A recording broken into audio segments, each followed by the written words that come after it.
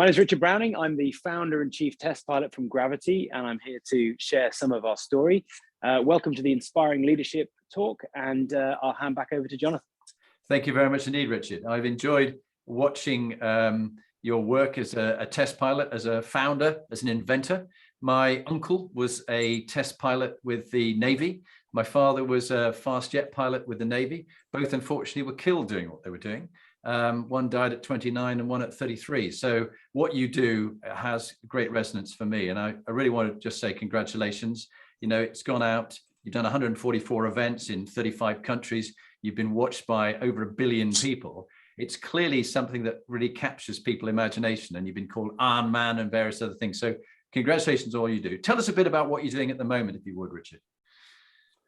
Yeah, so I mean, as I sit here now, we are 4 and a bit years into a journey that started with this vision of, could you reimagine human flight? Could you add the missing component, you know, horsepower, and use your brain from a balance point of view and your body as the flight structure? You know, it still sounds crazy describing it now.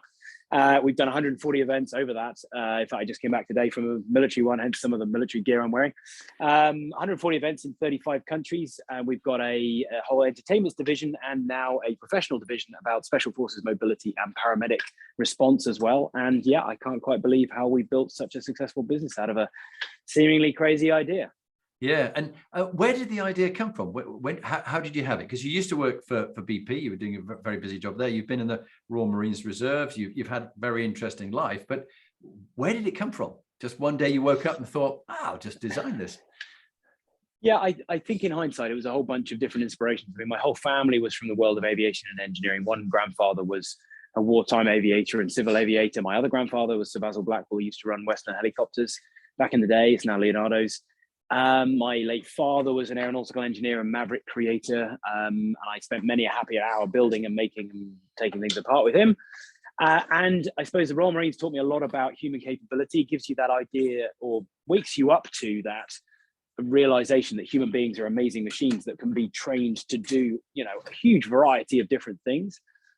So that's a part of it. And then, yeah, as a child, I used to spend a lot of time making little model aircraft and things like that. So I think if you put all that in a pot, with a very strong bias towards going after interesting challenges, especially ones where people say, oh, I probably can't be done. I love those. I'm used to the fact that 19 out of 20 times roughly they're right, but I do it for the joy of finding that 1 in 20 time when it turns out they're not.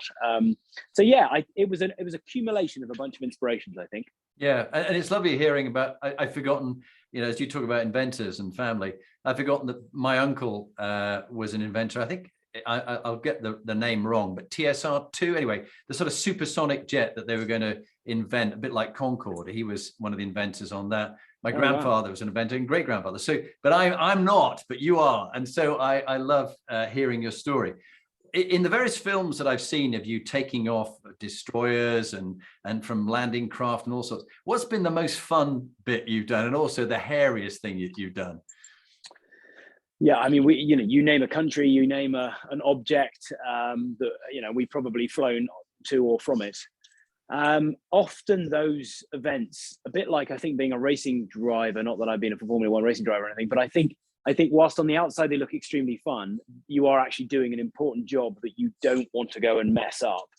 It's very intuitive flying these, but you still just want to deliver the exercise or the event safely and professionally.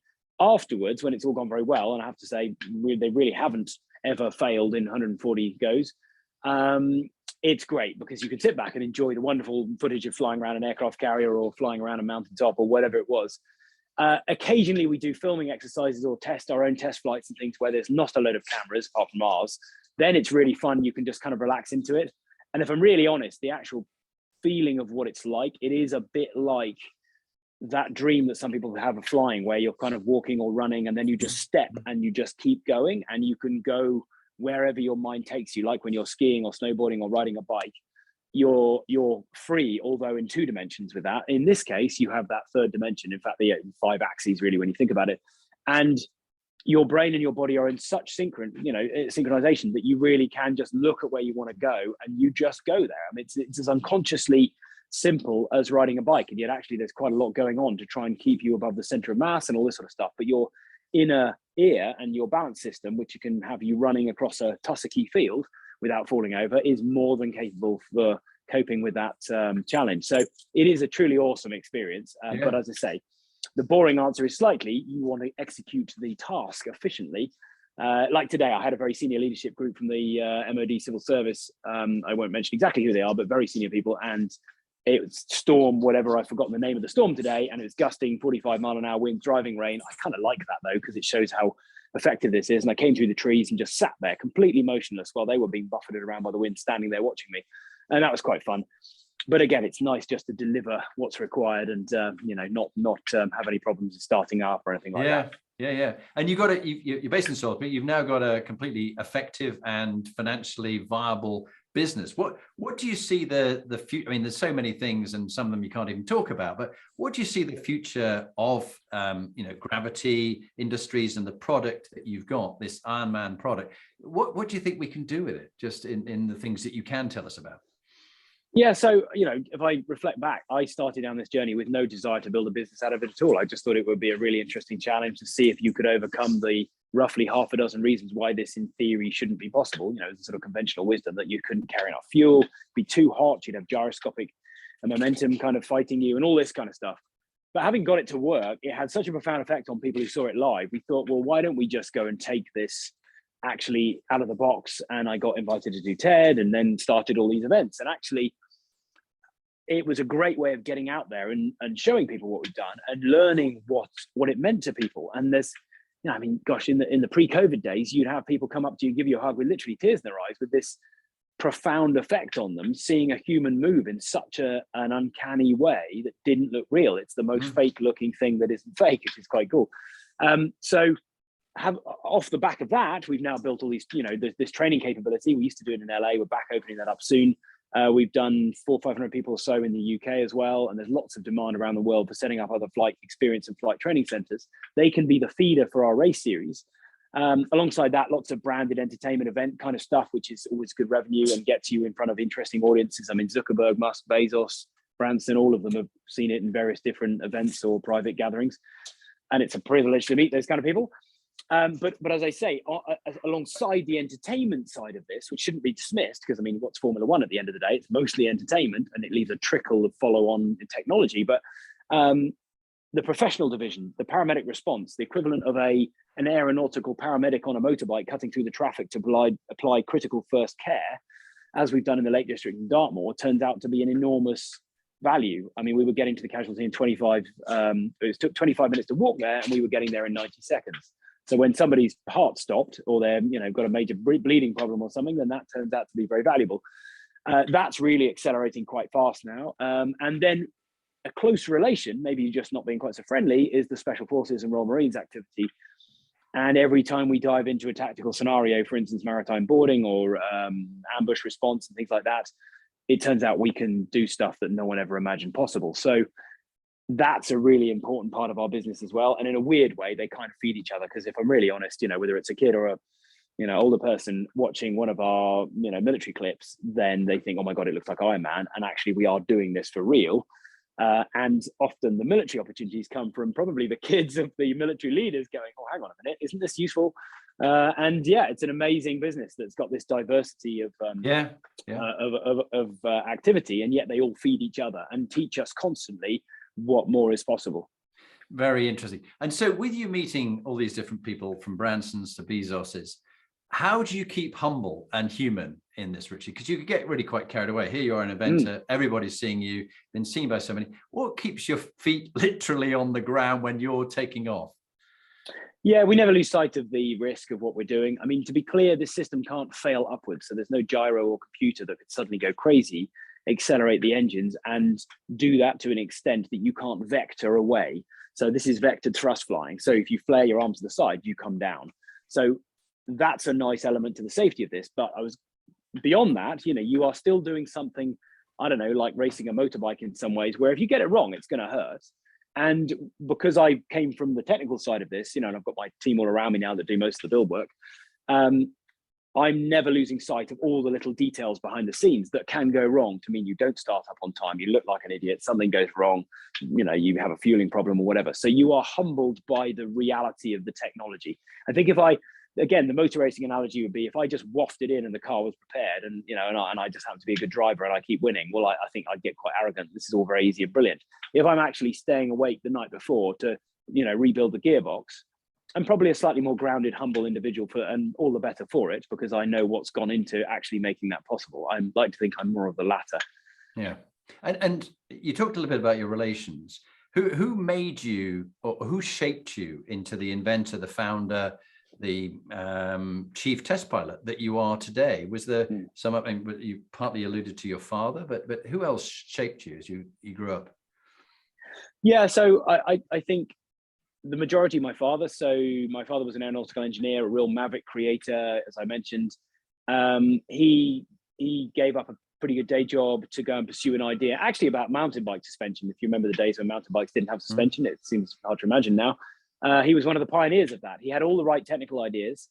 He didn't have surrounding him the best business minds. And over my early teens, I just watched his dream gradually crumble, and it ultimately cost him his life as he took his own life when I was 15 through that failed business venture. So I had the mother of all demonstrations of, yes, be, passionate, excitable, driven to ask what if and go down those untrodden pathways.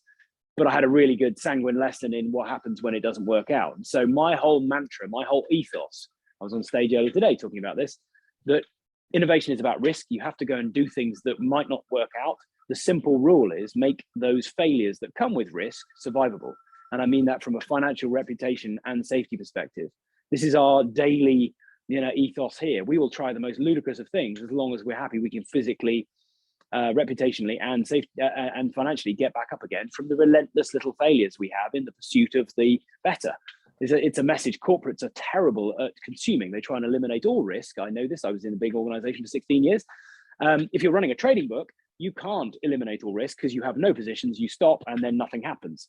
You have to have a portfolio of risk positions where you've assessed the worst case scenario for each of them. And you know that even if all of them happen, you're still going to be able to fight another day. And that's our ethos. And I think that sadly sort of came from my childhood experience, where I never lost the passion that drove him, but I also inherited this horrendous lesson in it can all go wrong. It's not this starry-eyed, buy a Richard Branson book, just never give up and it will come good eventually. It doesn't sometimes. No. And I just want to acknowledge, I can't imagine how tough it was, age 15, having your father kill himself. I say this having, as you heard, my father was killed flying, but like Goose in Top Gun. His Buccaneer, he got the co-pilot out. The blade on the turbine had split and broke off on the Mark I Buccaneer, took out the fuel systems, which caught fire. There was a fire going. He was bringing it in Changi in Singapore. And his last words were, I'm bringing it in. We need to check this out. He then had to eject because the fire had taken over the whole cockpit. And it killed him, sending him into the tailpiece. So I've come across a number of people whose fathers have been killed or killed themselves, or there's a guy I was interviewing the other day from Ethiopia whose father had been taken by the regime who took over from the Emperor Haile Selassie, and he never saw his father ever again. Assumes now 40 years later that he was killed.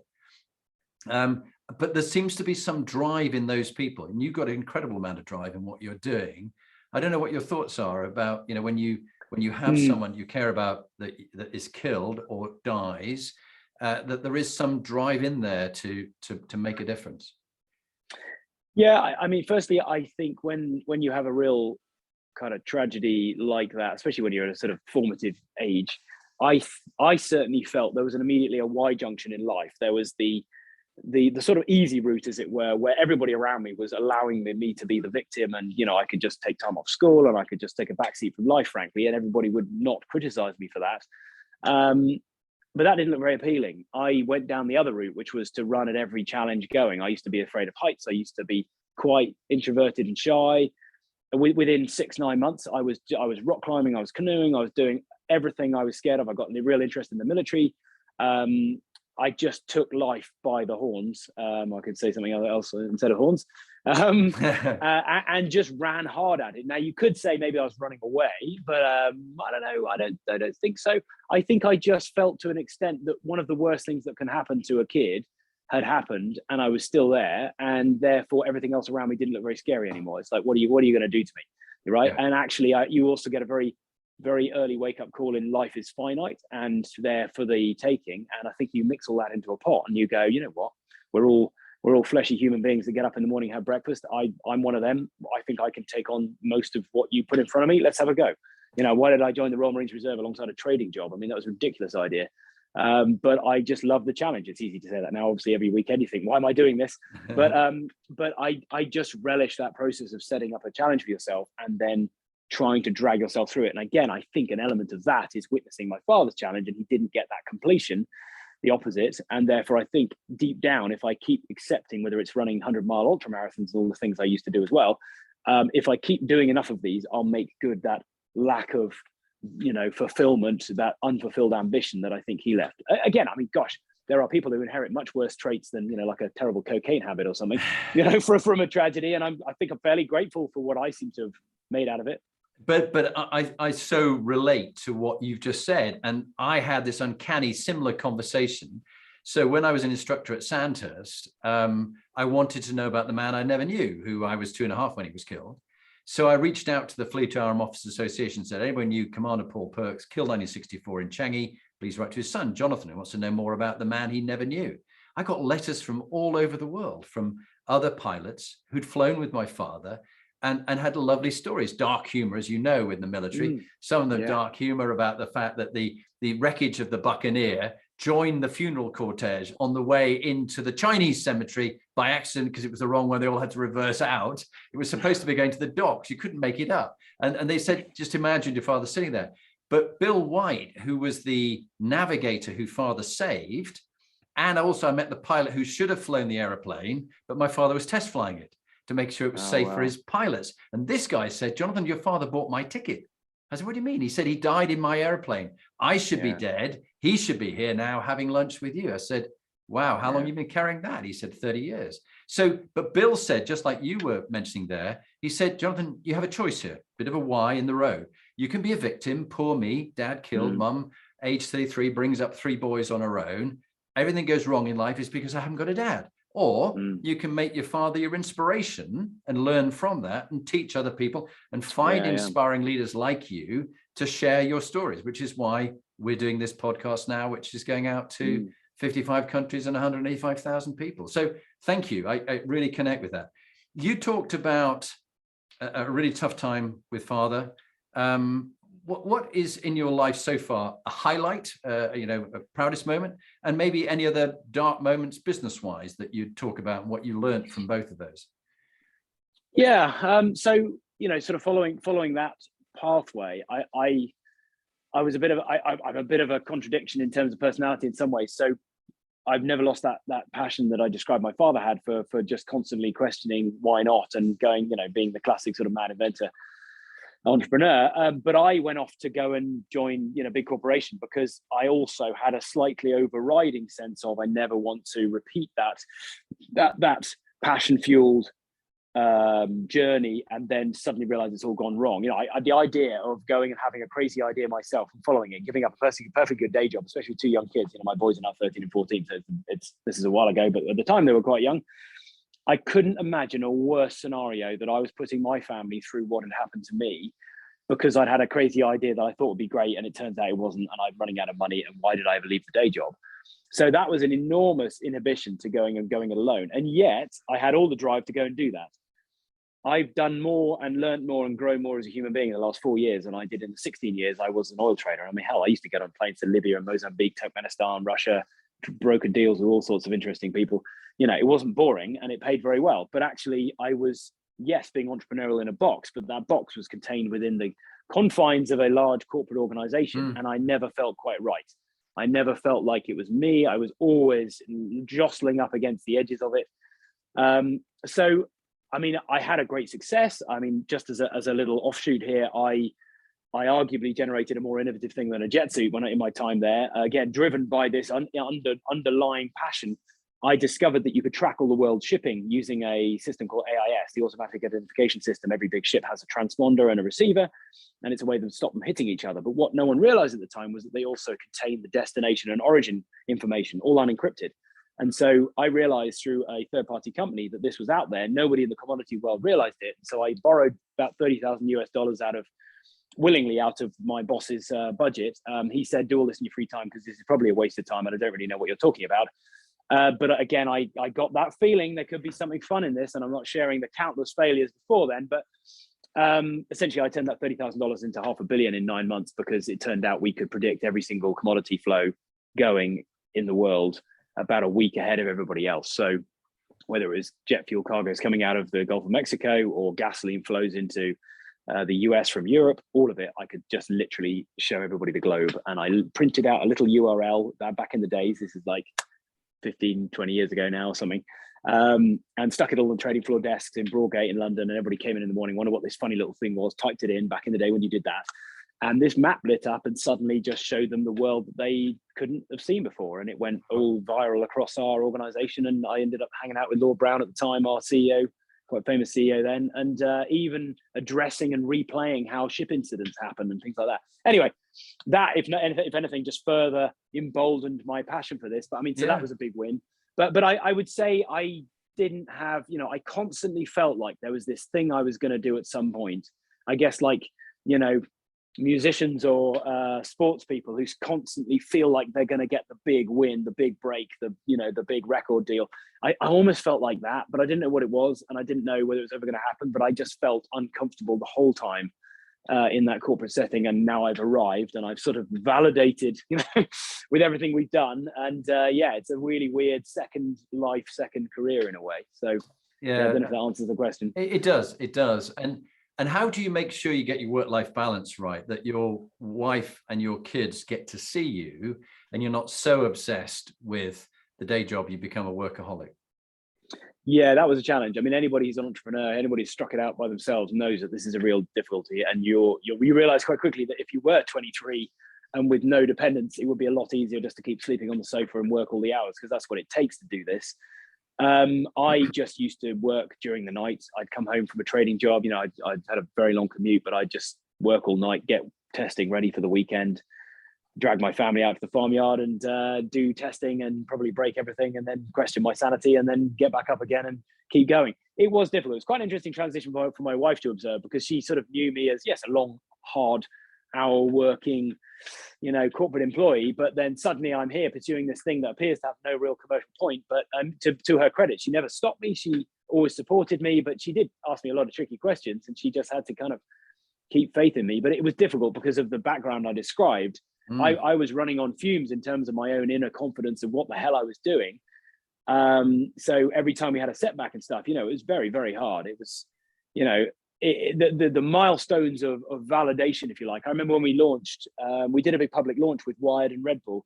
Both those brands, I thought, manifested our spirit entirely. Red Bull, you can put a Red Bull helmet on, do anything stupid, and actually it's like, oh, that's great, milestone for humanity. And I love the brand. They're a wonderful bunch of people. I'm not sure about the drink, but anyway, I didn't say that.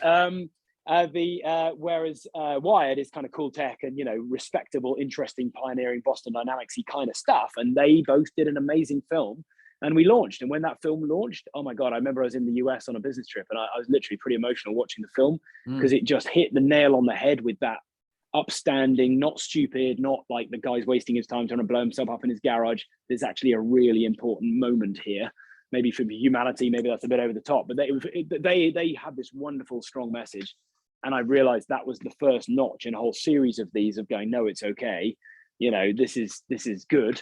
And this isn't a waste of time or stupid or anything like that. And so, that was a... Well done. No, I mean, very exciting. And you've learned a lot from your successes, from your failures when things don't work and you have to tweak it. The setbacks are hard, but you learn things from them. That moment when you were 15 and your father killed himself is seminal in your life. If you went back to the 16-year-old Richard Browning, knowing what you know now, and I think you're about 42 now, if I'm guessing, what bit of advice would you give the young 16-year-old Richard about this matters, really that focus on that, but don't worry about these kind of things? What bit of advice would you give to a young man, knowing what you know now? But yeah, it's funny. My grandmother was a very sensible, very, very experienced, very worldly person. She often used to look quizzically at me and ask me just to, stop thinking so much, stop worrying so much, stop kind of, I'm the only thing that really calms me down is going for a nice long run with a dog or my kids or whatever.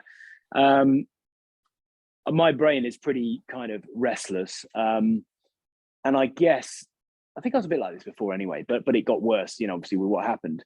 I constantly scenario plan, analyze. I mean, it's stood us in very good stead because I'm, we're pretty good at events because we constantly look at everything possible that could go wrong and try and cover it off. It's like sort of military mission planning almost. But my grandmother used to look at me and go, look, just turn your brain off for a minute. Stop thinking, stop worrying about stuff, stop, thinking through things. So maybe I could give my 16-year-old self that kind of advice, but I think I would have ignored it. And I think I would agree to ignore it because actually by properly thinking through and imagining and scenario planning and agonizing over stuff in a way, not to an unhealthy degree, I don't think, but it's got me all the successes I've enjoyed. I mean, I've done an awful lot in a 20 odd years in a variety of fields. And actually, I think it's only come through relentlessly planning and organizing my thoughts and trying to think around problems. And so, yeah, I find that a really weird one because I don't know what I would say, because I'd worry if I say to my 16-year-old self, don't worry, it's going to work out really great. We've got a really nice house, everything's paid off, we're doing really good by the time you're 40, just chill out. I don't think I've then achieved that. I mean, you've got into the whole back to the future problem of have I now, disturbed the future destiny or not? I think that's very true. No, I like that. I like that. Let's go around very quick fire around the Inspiring Leadership Compass. This is some of the research we did about what makes high-performing individuals and teams. What are the ingredients of it? That ultimate thing we're always looking for, what makes the difference. MQ is the first one, your moral quotient, your values, your principles, what you live by. What are your top 3 foundational values you still live by, Richard? And they stand you in good stead today. Yeah, gosh, I mean, I don't know about top 3, but I mean, what I will say is that I went through my trading career with a determination that unlike some of the traded commodity worlds where you get a critical mass of people who, to be blunt, enjoy screwing each other over. So everybody's just out for themselves and no one helps anybody else. It's very adversarial, kind of like the public would probably view trading generally. Actually, there are markets where, if in doubt, you know what, somebody's in trouble, they really need a cargo of something, or they're going to stock out the refinery and it's going to cost literally hundreds of millions or tens of millions. You'll help them. You won't try and screw them over the last guy with the cargo to help them out. You're not just going to hold them over a barrel. Yes, you'll make some good money out of it, but you know what? You probably need them in 3 weeks' time when your one shuts down, maybe. I am proud that I went through my entire career and we've carried on with this principle in Gravity, where even if we disagree, even if it doesn't work out, even if we don't follow through with some piece of work because it just doesn't all line up, we depart as friends, as on good terms. I am delighted by people who reach out that I remember dealing with like 15 years ago on some Norwegian, petchems deal, and they go, "Oh, I really enjoyed it." In fact, I just had one guy recently in the storage business. I used to have great fun with him, and we did business. We parted on doing business when we did more business again. But he's come bowling back in and reminding me of all the fun times we used to have. And he was just a contact. I'd like to think there are no people out there that we have ever, or I have ever left on bad terms. There is 1 or 2 people who blatantly took advantage of a situation. This happens to us all, where they didn't follow those rules, and then I burned them to the ground. There was somebody who I got removed from the entire industry because they stood right in front of me publicly within our industry and said, "No, I'm going to screw you over. I don't care. I've got the opportunity." So I just said, "Right, we'll do it. I'll pay the price, but I'm going to remove you from the industry." Because, so I do have a sort of DEFCON 4 level, which has only been used about half a dozen times in my life. So I would say that has, not that bit, I'm disappointed in myself when that is required, but I am a huge believer in this idea that we can all get along, find common ground. And even if we don't do business, we can all agree to disagree and it's all friends. I think life is too short to go wading around in a Dragon's Den type, or not Dragon's Den, what's the, Alan Sugar, TV show where they sort of The Apprentice, yeah. Yes, where they sort of glamorize the idea that you're not a businessman unless you're screwing and stabbing people in the back and whatever. I hate that. The world does not work like that at all. And if it did, we'd all be the poorer. So I think that's my number 1, 2, and 3, to be honest. That's great. And then from MQ to PQ, meaning and purpose. What quotient gives your life meaning and purpose? Why do you do what you do? What's your vocation? What's your calling? You've talked on this a bit, but I'd love to hear it in a sentence or two. It is really, really interesting because I'm sort of getting to a stage where, as I'm handing more and more of our business over to different divisions and scaling, if you like, it is putting the ball back in my court going, okay, what do I really want to do? And I've experienced so much around the world. I mean, we've got in C-17s and gone to Middle Eastern countries in the middle of COVID with our vehicles and done demos. I mean, this is stuff that even Tom Cruise doesn't. Oh, and I've met him. I chat to him every now and then. I mean, it boggles my mind when I describe some of the stuff that that we've done around the world, and some of it's in the Taking on Gravity book as well, which went out recently. But therefore, what is there left in a way that I want to go and do? And actually, I'll tell you what it is, and it is still that spark of a process where you go, you know what?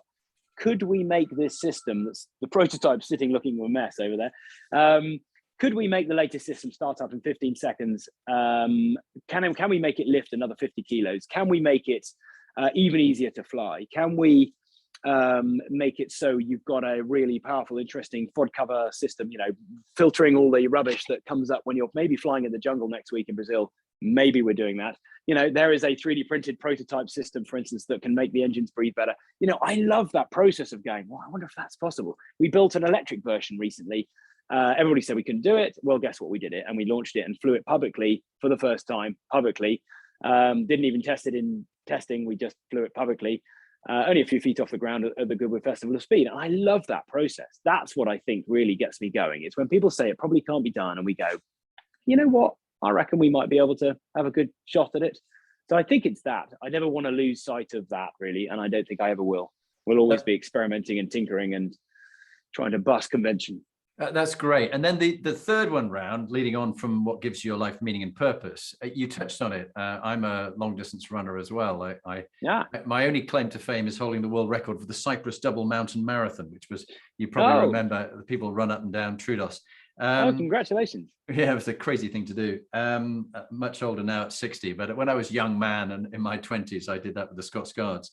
But you, health-wise, have clearly made it key to you. What advice would you give for physical fitness, and what about your mental fitness, particularly when you're an entrepreneur who's always thinking and planning and scenario planning? What's your top tips on those two?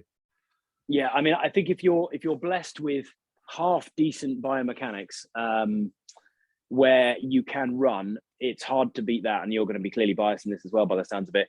I mean, wherever I travel, 35 countries of Gravity and another 20 odd different ones with BP before then.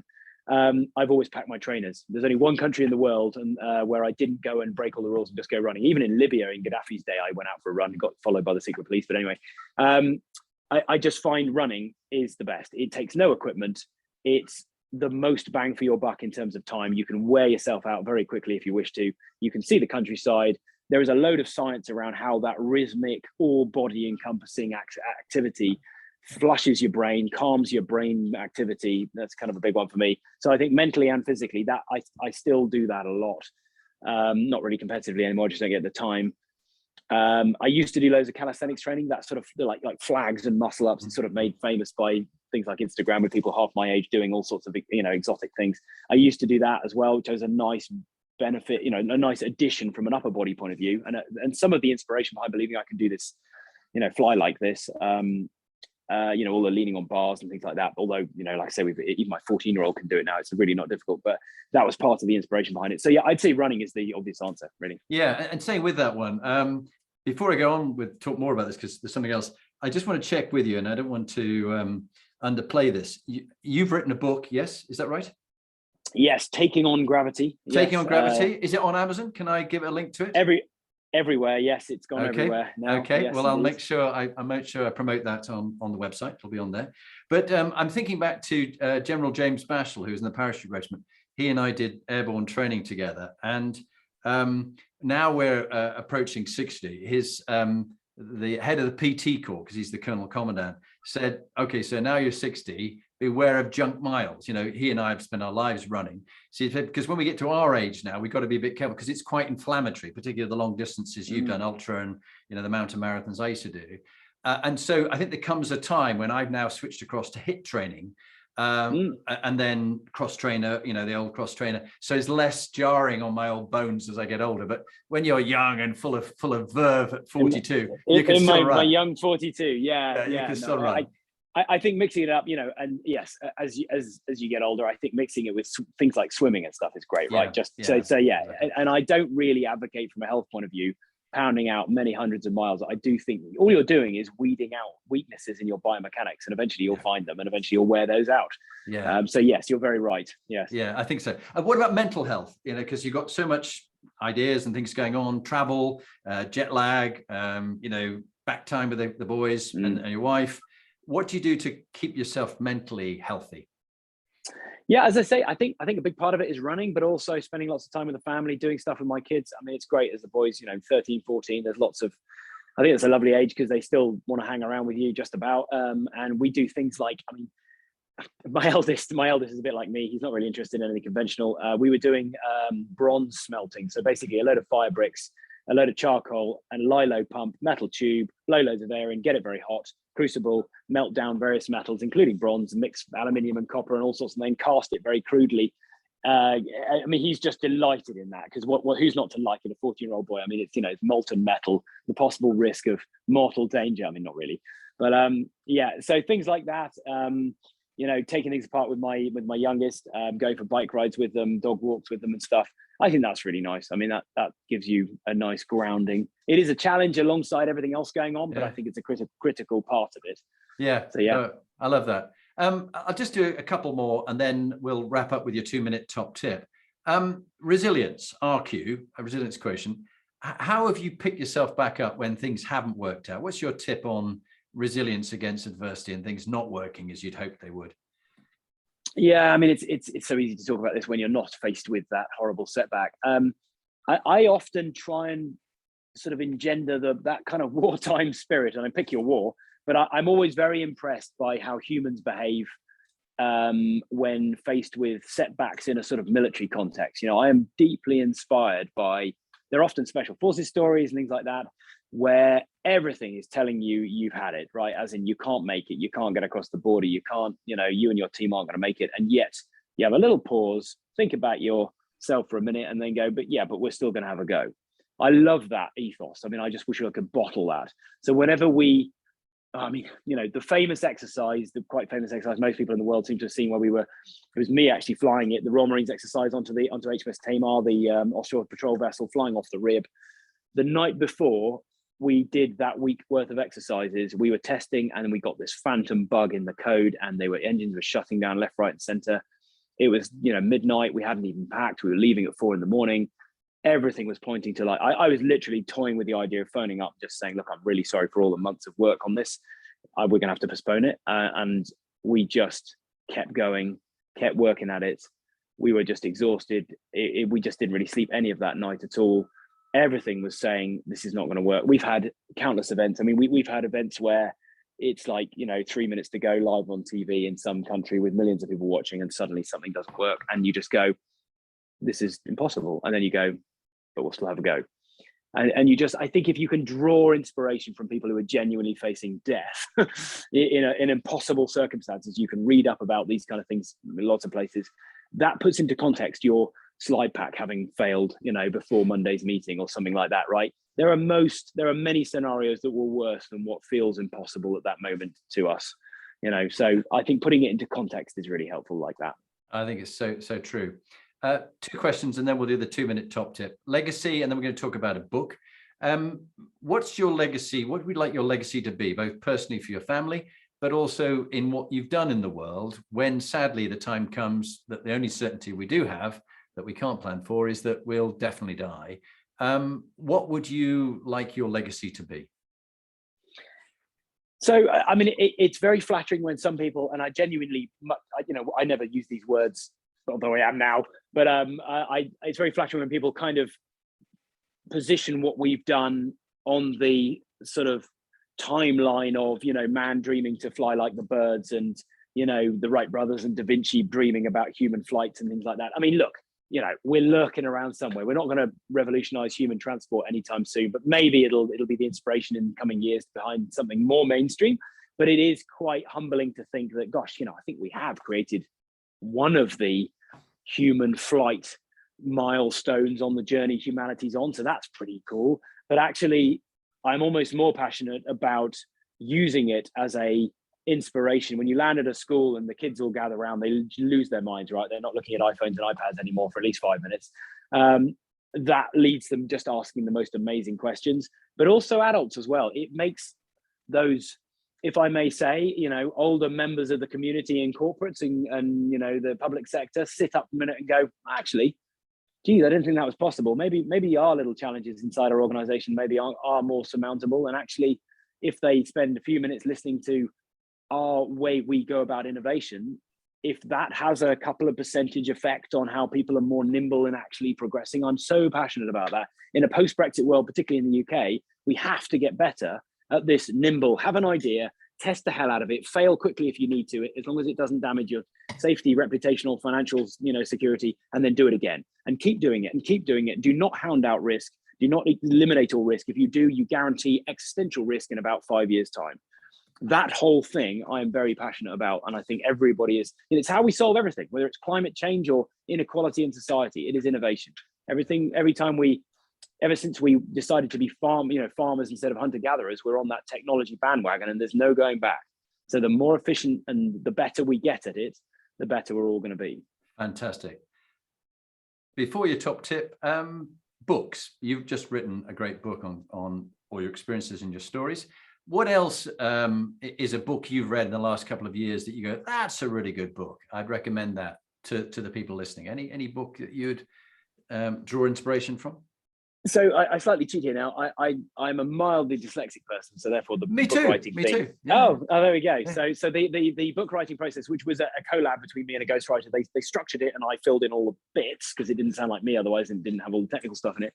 That was very painful. And then to make it even worse, then reading my own book, because there's an audio book as well of the same thing. Oh my goodness, that was tough, especially reading the bits about my father as well. That was really hard work. God, but anyway, yeah, I did. Wasn't that came out of nowhere? I didn't realize that was going to be so hard to read what I was already familiar with. But anyway, but in terms of other people's books, yes, I'm actually listening to an audiobook, really good audiobook now, because I don't get really much time to actually read. Running and listening to a book is a super efficient option. I'm listening to a great book at the moment. I forget the author though, but it's all about sleep.